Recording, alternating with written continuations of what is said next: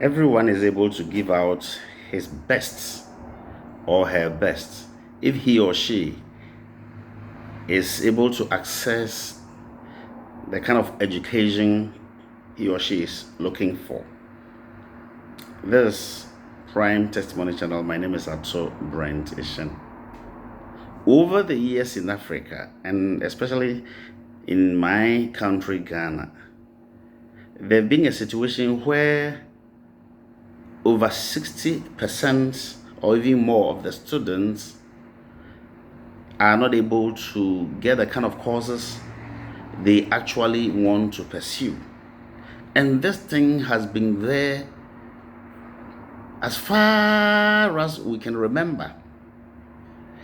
When everybody's growing up, everybody has an aspiration. Somebody wants to be a pilot, somebody wants to be a farmer, a medical doctor, a computer scientist.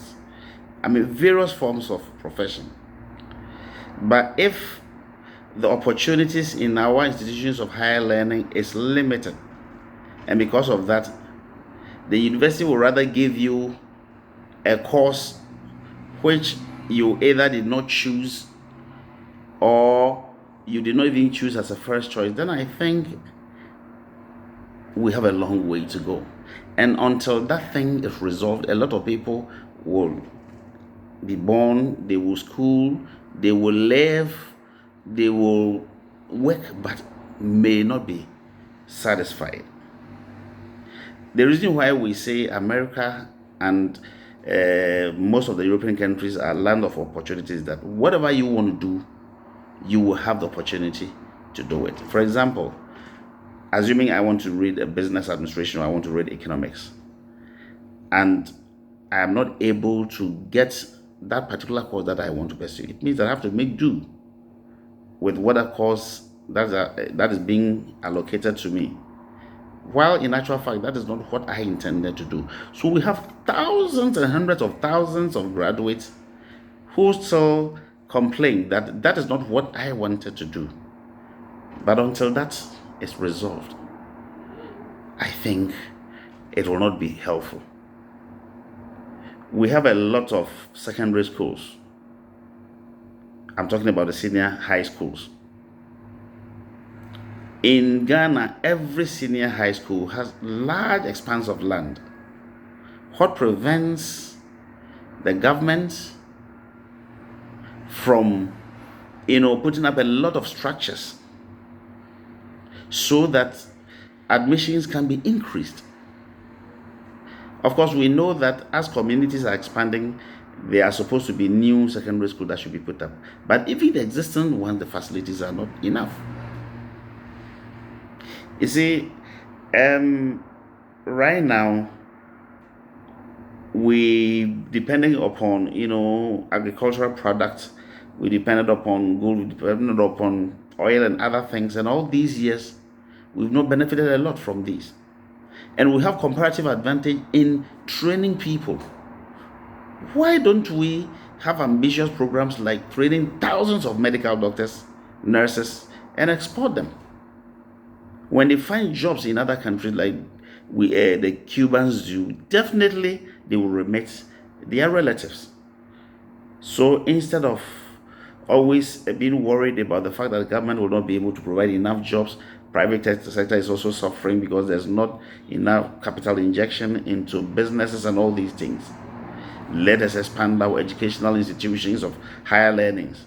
Let us produce them in larger quantities and arrange with other governments within Africa and even outside Africa and export these skills. Definitely, they will be able to work. Yes, people complain about medical doctors who have migrated and work in other countries. Yes, I may have a reason to complain and have a reason also not to complain, because every qualified person would want to work at a place where he or she will be adequately remunerated. After all, when they are working in other countries, they bring money back home. Why don't you produce them? A lot of people want to enter the nursing, institutions, but they are finding it difficult. People want to read medicine. Look at the teeming graduates that want to pursue law. Why don't we go ahead and produce them? And any country that will need their services, why not?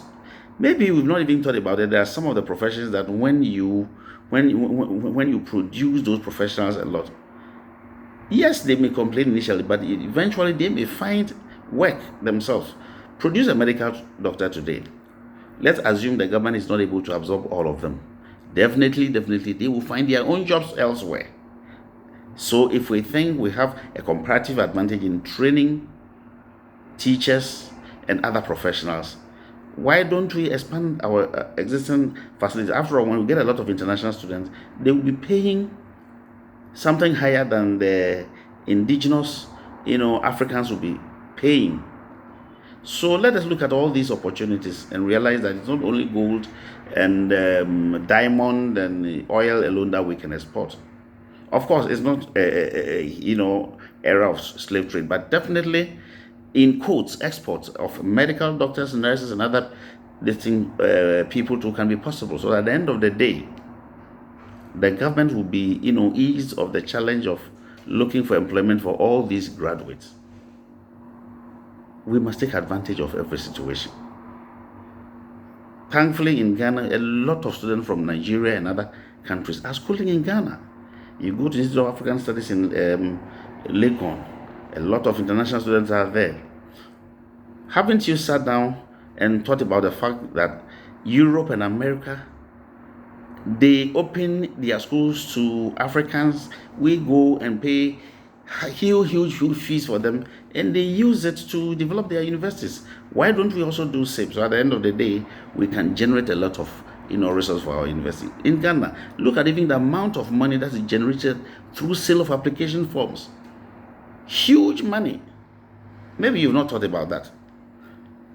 I'm sure with time the universities will be able to expand, their faculties.